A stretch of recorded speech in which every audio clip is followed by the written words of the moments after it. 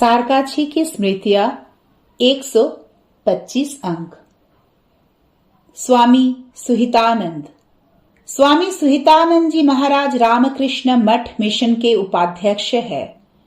महाराज जी जगत जननी श्री मां शारदा देवी के शिष्य स्वामी प्रेमिशानंद जी महाराज के अनन्य निष्ठावान सेवक थे। उन्होंने समय समय पर महाराज जी के साथ हुए वार्तालापों के कुछ अंश अपनी डायरी में गोपनीय ढंग से लिख कर रखा था, जो साधकों के लिए अत्यंत उपयोगी है। उद्बोधन बांग्ला मासिक पत्रिका में यह मई 2012 से 2022 तक अनवरत प्रकाशित हुआ था। पूज्य उपाध्यक्ष महाराज की अनुमति से इसका अनुवाद रामकृष्ण मिशन विवेकानंद आश्रम रायपुर के स्वामी प्रपत्यानंद और वाराणसी के राम कुमार गौर ने किया है, जिसे विवेक ज्योति में क्रमशः प्रकाशित किया जा रहा है। 21/2/1965 तारिणी महाराज। ओम नमो नारायण। शरीर कैसा है? महाराज, मन अच्छा नहीं रहता। तारिणी महाराज, आपका शरीर इतना अस्वस्थ है, इसीलिए मन में कष्ट है।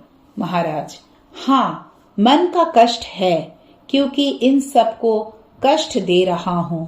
तारिणी महाराज, नहीं नहीं, ऐसा कुछ भी मत सोचिए, ठाकुर ने जैसे रखा है।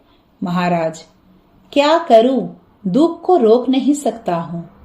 23/2/1965। कमारपुकुर के संबंध में बात उठी।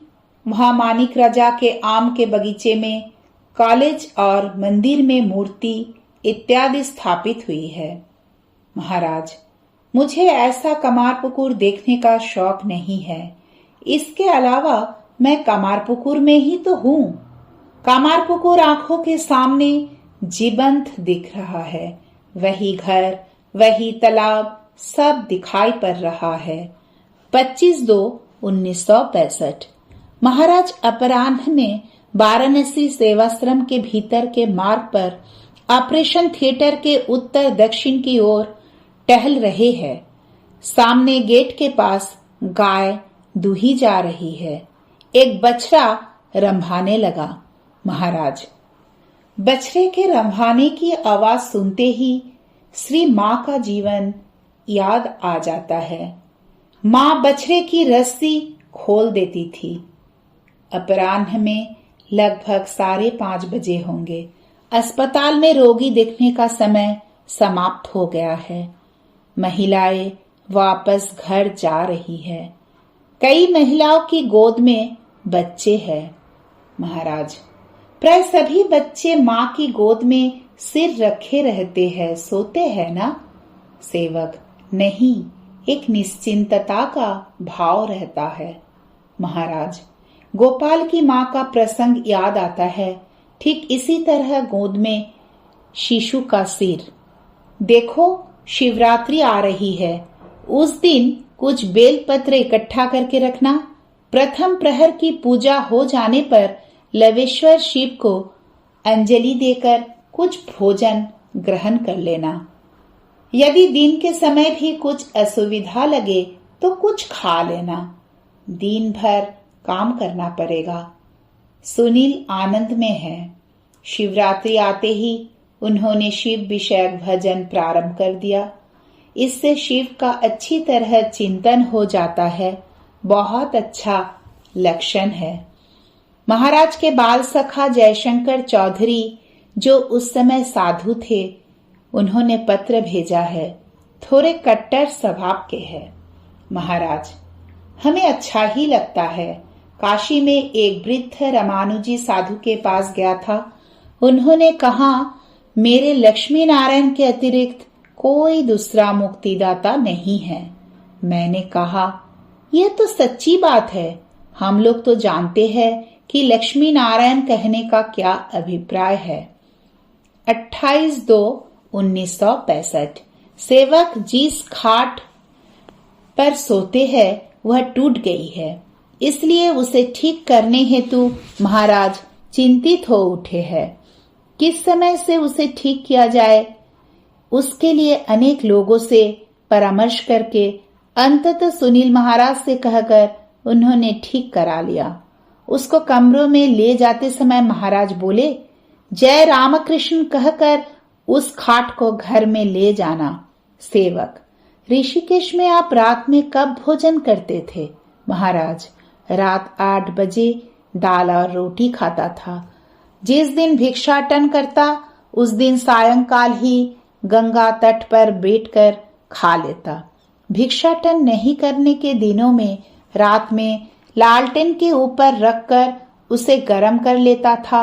व्यवस्था रहने पर और शरीर स्वस्थ रहने पर संध्या के पहले ही खा लेना अच्छा है। महाराज के शरीर में खुजली हुई है। यह एक विशेष प्रकार का खुजली रोग है। महाराज के शरीर और पीठ का चमड़ा पतले रेशम की तरह कोमल है। फिर भी इतनी खुजली होती है कि धार धार सीप या कटोरी आदि के द्वारा रगड़ने पर थोड़ा भी शरीर का चमड़ा जस का तस ही रहता है। खूब रगड़ने पर थोड़ा आराम मिलता है। प्रारंभ में होम्योपैथिक उपचार से कोई लाभ नहीं हुआ। फिर केलामिन एविल दवा चली। इससे 2-4 दिन थोड़ा आराम मिला। फिर अत्यधिक कष्ट होने लगा। फिर एक आयुर्वेद चिकित्सक आए। उनकी दवा प्रारंभ हुई। नीम की पत्ती और हल्दी कूटकर उसे महाराज के सारे शरीर पर लेप करके धूप में रहना होता था। तदुपरांत स्नान करना था। इस लेप मालिश के समय महाराज पातंजल योग सूत्र को लेकर चिंतन मनन कर रहे थे। हरिहर आरण्य के वार्तिक, टीका, सोपान, वैश भाष्य तथा अन्य कई पुस्तकों को एकत्र करके रखे हैं। जो भी आता उसे ही आग्रह पूर्वक उन पुस्तकों से कुछ अंश पढ़कर सुनाने को कहते। वे सुनते, उस पर चर्चा प्रश्नोत्तर करते और अंततः सेवक से एक अपनी व्याख्या मुख से बोलते जाते। जैसे नीम और हल्दी के टुकड़ों ने उत्सव का रूप ले लिया था, वैसे ही पातंजल योग सूत्र के विवेचन और व्याख्या का भी एक भावमय परिवेश निर्मित हो गया था। पाठकों को जिज्ञासा होगी कि नीम के पत्तों और हल्दी का क्या लाभ मिला।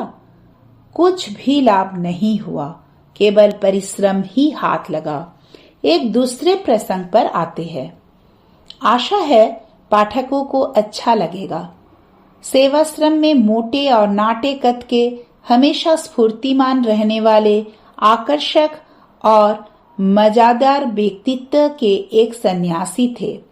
सभी लोग उनको लेकर आनंद विनोद करते और वे भी उसमें योगदान करके आनंदित होते। काशी में गर्मी के मौसम में साधु लोग सामने के मैदान में रात में सोया करते थे। प्रत्येक साधु की अपनी चारपाई थी। संध्या के बाद सभी लोग अपनी अपनी चारपाई रखकर 4 डंडों की सहायता से मच्छरदानी टंग कर भीतर जप ध्यान करते थे और रात में पाठ के बाद बिस्तर पर सोने चले जाते थे। एक दिन वे सन्यासी बिस्तर पर शांति पूर्वक सो रहे थे। तभी उन्होंने अचानक देखा कि उनकी मच्छरदानी आकर पेट के ऊपर पड़ी है और मच्छरदानी के साथ ही एक बड़ी चीज उनके पेट से स्पर्श कर रही है। हुआ यह कि किसी रसिक साधु ने उनकी मच्छरदानी की रस्सियों को ढीला करके उस पर एक बेल रख दिया था। बेल के भार से धीरे धीरे वह मच्छरदानी बेल सहित उन महाराज के पेट को स्पर्श कर रही थी। नींद टूटते ही सब कुछ समझकर आसपास के साधुओं ने उनकी मच्छरदानी की रस्सी खोल दी। काशी में सभी साधु इन महाराज को लेकर इसी तरह हास विनोद करते थे। एक दिन इन सब से उपकर उन्होंने अध्यक्ष बुद्ध महाराज से शिकायत कर दी। बुद्ध महाराज ने कुछ नहीं कहा। उसी दिन दोपहर के प्रसाद ग्रहण करके समय महंत महाराज ने खड़े होकर कहा, मेरा एक निवेदन है। आप सबके व्यवहार से क्षुब्ध होकर इन महाराज ने मुझसे शिकायत की है, इसलिए आप लोग समुचित व्यवहार कीजिए। पंगत के सभी लोग शांत स्तब्ध थे। सभी लोग खाकर हाथ मुंह धोकर चले गए। किसी ने कुछ नहीं कहा। वे महाराज भी कुछ नहीं बोले। अगला दिन भी बीत गया। किसी ने उनसे कोई बात नहीं की। तीसरे दिन भोजन के समय वे महाराज चुप नहीं रह सके। उन्होंने पास के महाराज को हल्का धक्का मारा। तभी उन साधु ने महंत का ध्यानाकर्षण करते हुए कहा कि देखिए वे क्या कर रहे हैं। महंत महाराज ने गंभीर होकर पंगत में खड़े होकर कहा, मेरा एक निवेदन है। आज से आप लोग महाराज के साथ पहले जैसा व्यवहार कीजिए। साथ साथ सभी लोग संबद्ध स्वर में बोल उठे, ओम नमः पार्वती पते हर हर। क्रमशः जय श्री रामकृष्ण।